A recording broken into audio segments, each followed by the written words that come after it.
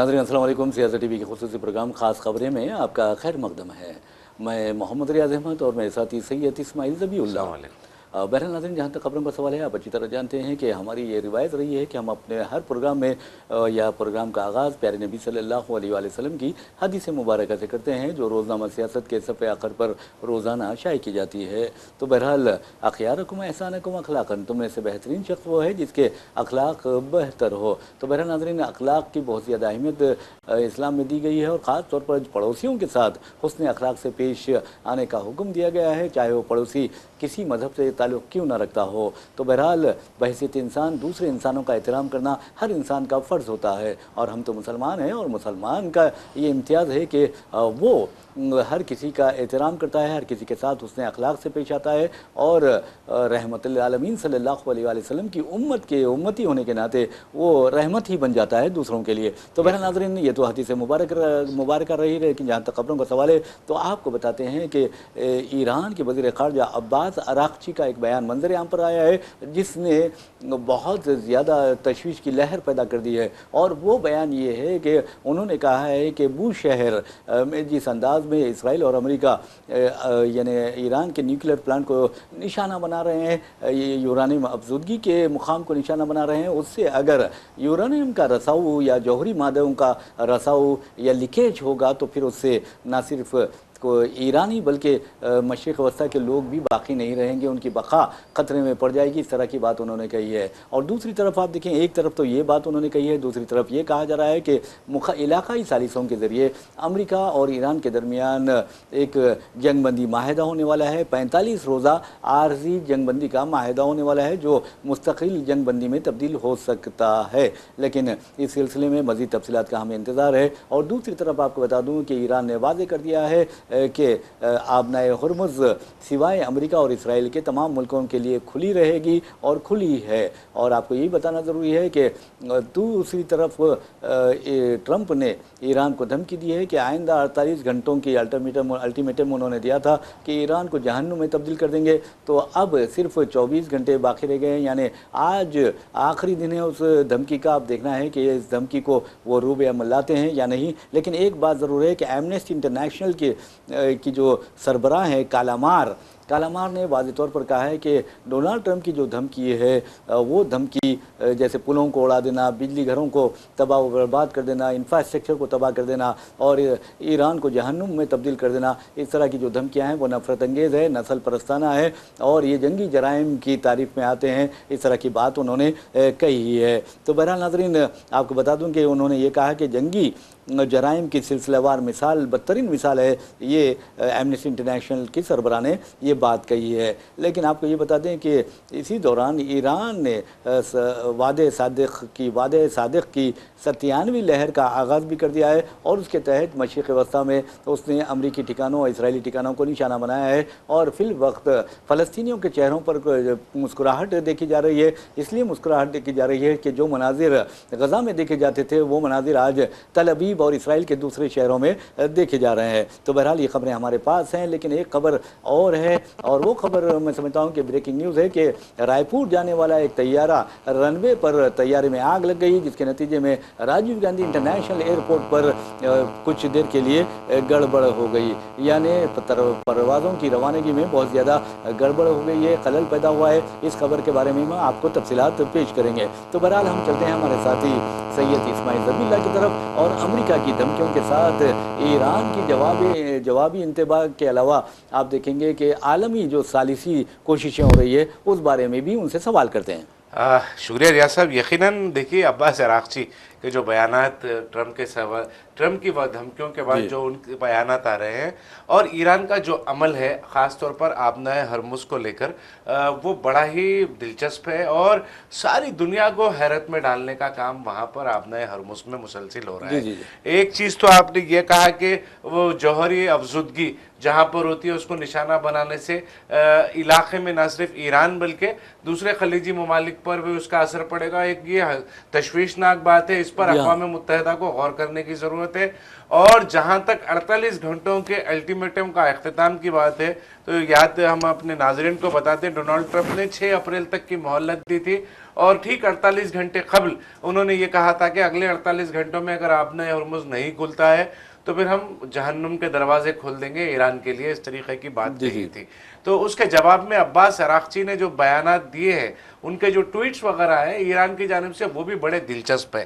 तो एक तरफ तो आप जंगी जराइम का मुर्तकिब भी करार दे रहे हैं एमनेस्टी वाले इसको, डोनाल्ड ट्रंप को, और दूसरी तरफ कोई कार्रवाई नहीं कर रहे हैं डोनाल्ड ट्रंप को रोकने की। ये सारी दुनिया के फ़िलहाल ये ईंधन के हवाले से जितने परेशान हाल ममालिक है, उनको ये चाहिए कि वो अमेरिका पर दबाव डाले और अमेरिका को वहाँ से हटाने का काम करे। ईरान के ट्विटर हैंडल पे एक वीडियो देख रहा था, बड़ा ही मजे का, और आपको बड़ी हंसी आएगी रियाज साहब। एक दरख्त है, एक दरख्त में कुछ मतलब एक बड़ा सा होल पड़ गया है, उसमें बैल ने अपनी मुंडी फंसा ली और वो निकलने की कोशिश कर रहा है, वो निकल नहीं पा रहा है। तो सारी दुनिया में उसका मजाक उड़ाया जा रहा है। बड़ी दिलचस्प, ईरान के ऑफिशियल ट्विटर हैंडल पर, एक्स हैंडल पर मैंने ये वीडियो देखा है। इससे भी गुस्से में आ गए होंगे यकीनन नाराज हो गए होंगे डोनाल्ड ट्रंप। फिलहाल तानाशाह बने हुए हैं, फरमान जारी कर रहे हैं, धमकियां दे रहे हैं, बता रहे हैं। लेकिन ये तमाम हालात में एक चीज आप गौर करें, स्पेन के बाद फ्रांस के लिए भी आबनाए हुर्मुज़ के से जहाज़ों को गुजरने की ईरान ने इजाज़त दे दी। एक ऐसा खेल इसको हम बोल सकते हैं कि इक्का व तन्हा, मगरिबी ममालिक के साथ भी अमेरिका को इक्का और तन्हा करने की एक बेहतरीन कोशिश का इसको ज़रिया। अब्बास अराग़ची के जो फैसले हैं ये बड़े ही मज़ेदार है और ये सारी दुनिया को हैरान करने वाले फैसले हैं। और जहाँ तक मुतज़ाद बयानों की बात है, जंगी जराइम की बात है और वादे सादिक़ के हवाले से बात कर रहे हैं, और आप अगर हम यहाँ पे गाज़ा में जश्न की बात अगर कर रहे हैं, तो जो मनाजिर गाज़ा में हम पिछले कई सालों से देख रहे हैं, वो मनाजिर हमें तल अबीब और हैफा से देखने को मिल रहे हैं। ये दो शहर ऐसे हैं जिसको ज़्यादातर बड़े पैमाने पे ईरान ने, हिजबुल्लाह ने और हौसियों ने अपने जंगी हथियारों के ज़रिए से निशाना बनाया है। तो यकीनन जश्न होगा गाज़ा में। वहाँ पर गाज़ा तो मासूम बच्चों, औरतों और लड़कियों का एक क्या बोलना चाहिए, एक बहुत बड़े खबरस्तान में तब्दील हो गया है गाज़ा। 20 लाख की आबादी वाला शहर, कभी एक ज़माने में 20 सबसे ज़्यादा गुंजान आबादी वाला शहर जिसको कहा जाता था, उसको एक खबरस्तान बना दिया इसराइल ने। तो यकीनन वहाँ की आवाम में खुशी होगी। और जहाँ तक राजीव गांधी इंटरनेशनल एयरपोर्ट पर एक रनवे पर प्लेन में आग लगने की आपने बात कही, डोमेस्टिक प्लेन है, डोमेस्टिक प्लेन है, तो 3 जहाज जो है वो उनको परवाज लेनी थी, वो रुक गए उसमें, उसकी वजह से।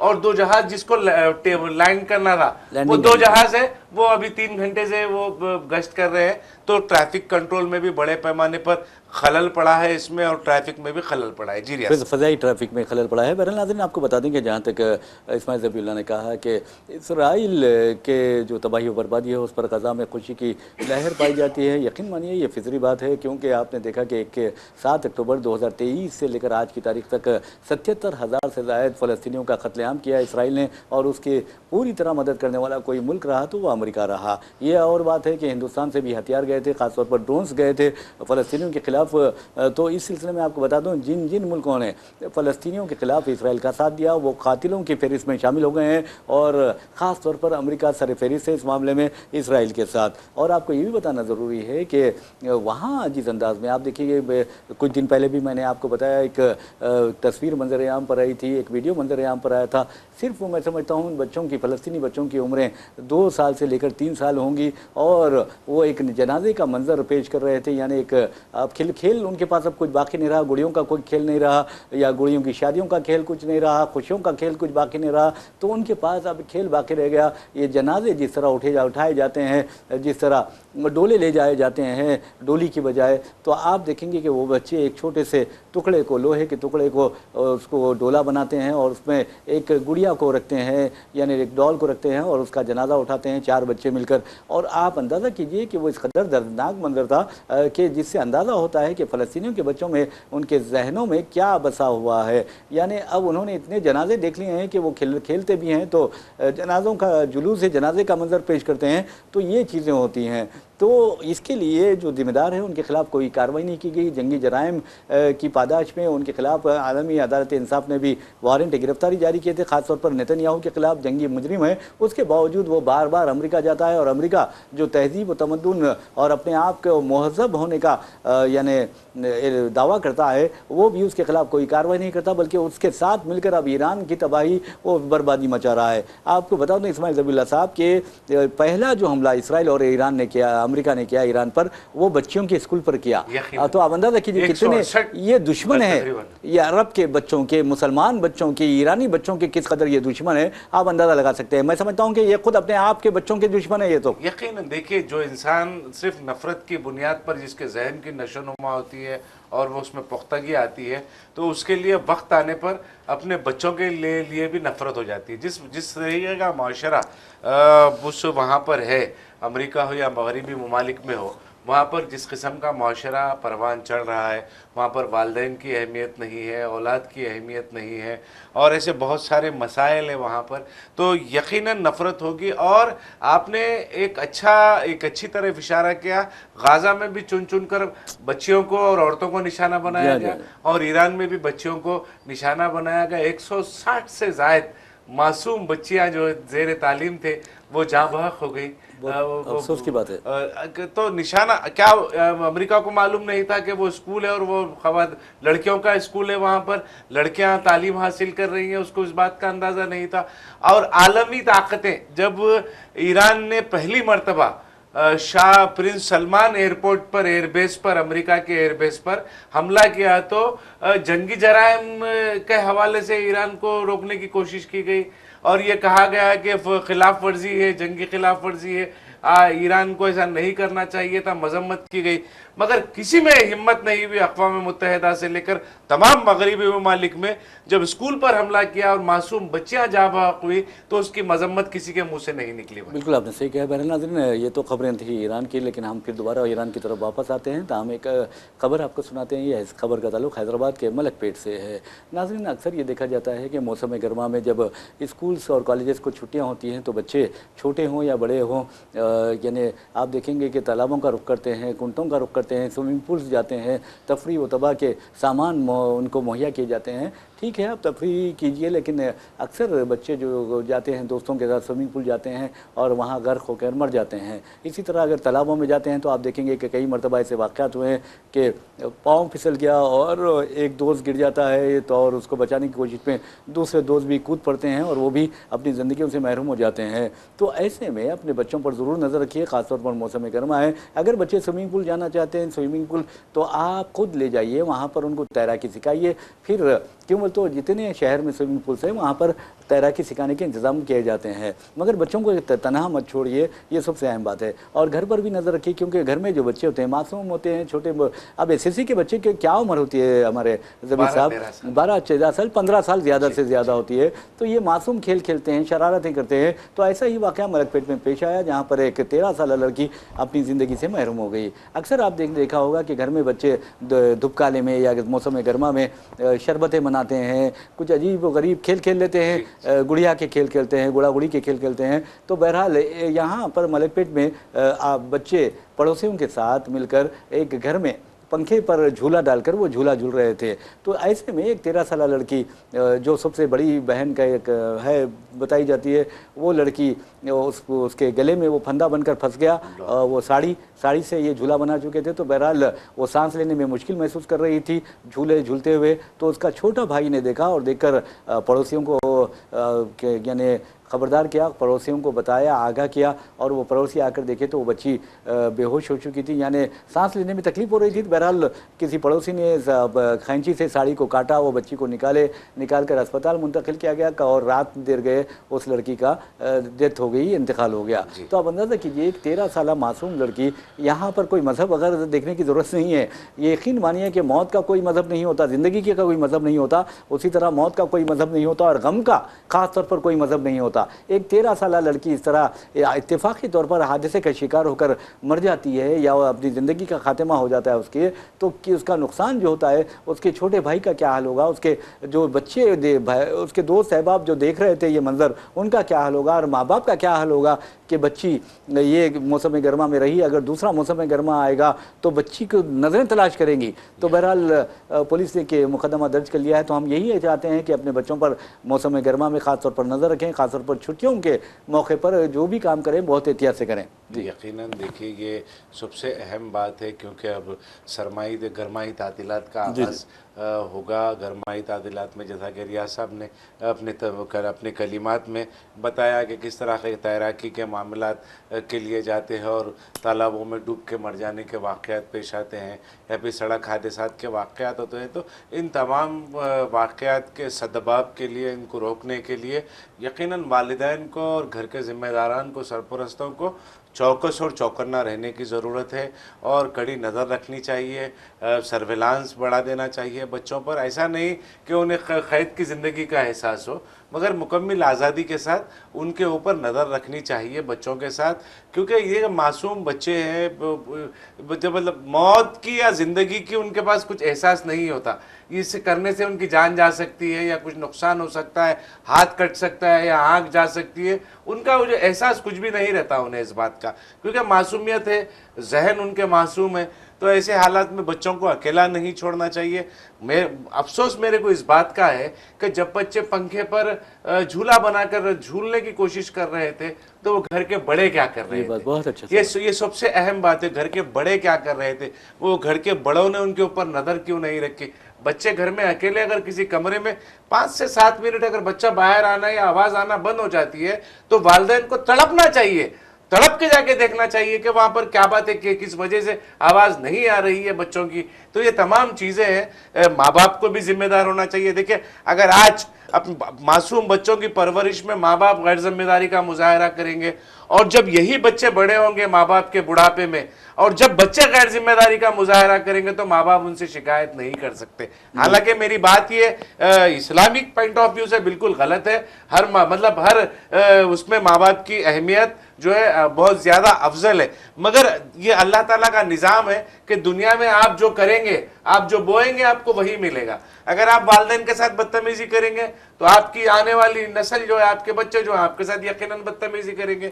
تو آپ اگر بچوں کو محبت دیں گے, سرویلانس کریں گے, نظر رکھیں گے ان کے اوپر اور ان کی تربیت کے لیے بہتر انتظامات کریں گے, یا پھر اپنی راست نگرانی میں انہیں کھیل سیر و تفریح کے مواقع فراہم کریں گے, تو یقیناً اس طرح کے واقعات کو روکا جا سکتا ہے. بہرحال ناظرین, ایک اور خبر کی جانب ہم آپ کو لیے چلتے ہیں. آپ دیکھیے کہ ہمارے جو حیدرآبادی لڑکے ہیں یا حیدرآبادی جو افراد ہیں, سونے میں ان کا کوئی مقابلہ نہیں کر سکتا. اور اس لیے کہہ رہا ہوں میں, آپ دیکھیں کہ بازار اگر ہم دیکھیں تو ہمارے بازار 12 بجے کے بعد کھلتے ہیں. ان کے رونقیں بازار میں 12 بجے کے بعد یا 1 بجے کے بعد شروع ہوتی ہیں. جبکہ آپ دیکھیں گے کہ روزگار کے موقع پانے کے لیے اگر ہمارے بچے متحدہ عرب امارات جاتے ہیں, سعودی عرب جاتے ہیں, عمان, قطر, بحرین جاتے ہیں, یا کویت جاتے ہیں, یا GCC ممالک جاتے ہیں, یا یورپین کنٹریز جاتے ہیں, تو صبح فجر کے ساتھ اٹھ جاتے ہیں. فجر کے ساتھ اٹھنے کے ساتھ وہ مختلف خدمات انجام دیتے ہیں اور جو چاہے وہ کام کر لیتے ہیں, لیکن اپنے شہر میں, اپنے گھر میں وہ کام نہیں کرتے, اور اس کے نتیجے میں انہیں بیرون ممالک جانا پڑتا ہے. اگر یہ کام, یہی محنت وہ جو باہر بیرون ممالک میں کر رہے ہیں اپنے ملک میں کریں گے تو میں سمجھتا ہوں کہ یہاں کی زمین سونا اگلے گی سونے کے بجائے. تو بہرحال ناظرین, آپ کو بتا دوں کہ نیپالی جو ہیں وہ یہاں آ کر یعنی